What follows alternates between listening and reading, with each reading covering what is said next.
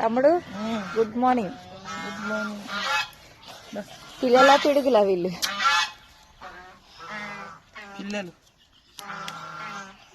Chitti good morning చెప్పు చిటి. లేరా కాదు గుద్దుకే కొట్ట. మా చిట్టి తల్లి మంచిది. 4 రోజులు అయితే ఈమె కూడా పడుతుంది గొంతు.